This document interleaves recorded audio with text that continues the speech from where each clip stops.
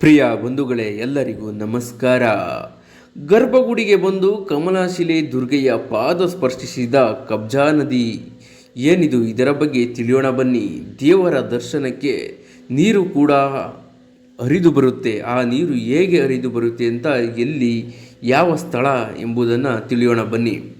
ಉಡುಪಿಯಲ್ಲಿ ಕಮಲಶಿಲೆ ದೇವಸ್ಥಾನದಲ್ಲಿ ಪ್ರತಿ ವರ್ಷದಂತೆ ಈ ವರ್ಷವೂ ಕಬ್ಜಾ ನದಿ ದೇವಸ್ಥಾನದ ಗರ್ಭಗುಡಿಗೆ ಪ್ರವೇಶಿಸಿ ದೇವಿಯ ಪಾದವನ್ನು ಸ್ಪರ್ಶಿಸಿದೆ. ವರ್ಷಕ್ಕೊಮ್ಮೆ ನೈಸರ್ಗಿಕವಾಗಿ ಅಚ್ಚರಿ ಇದು. ನಸುಕಿನ 4 ಗಂಟೆಯ ಸುಮಾರಿಗೆ ನದಿ ನೀರು ಗರ್ಭಗುಡಿ ಪ್ರವೇಶಿಸಿದಂತೆಯೇ ದೇವಿಗೆ ವಿಶೇಷ ಪೂಜೆಯನ್ನು ಸಲ್ಲಿಸಲಾಗುತ್ತದೆ. ಸಾಮಾನ್ಯವಾಗಿ ಮಳೆಗಾಲದ ಸಮಯದ ಒಂದು ದಿನ ನದಿ ನೀರು ಗರ್ಭಗುಡಿ ಪ್ರವೇಶಿಸಿ ದೇವರ ಚರಣ ಸ್ಪರ್ಶ ಮಾಡುವುದು ತಪ್ಪದೆ ನಡೆಯುತ್ತದೆ. ಉಡುಪಿ ಜಿಲ್ಲೆಯಾದ್ಯಂತ ಭಾರಿ ಮಳೆಯಾಗುತ್ತಿದೆ.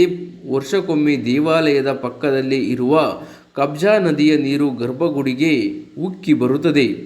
ಆಷಾಢ ಅಥವಾ ಶ್ರಾವಣ ಮಾಸದಲ್ಲಿ ಮಳೆಯಲ್ಲಿ ದುರ್ಗಾ ಪರಮೇಶ್ವರಿಗೆ ನೈಸರ್ಗಿಕವಾಗಿ ಪುಣ್ಯ ಸ್ನಾನ ಆಗುವುದು ಇಂದಿನಿಂದಲೂ ಸಂಭವಿಸುತ್ತಿರುವ ನೈಸರ್ಗಿಕ ಅಚ್ಚರಿ.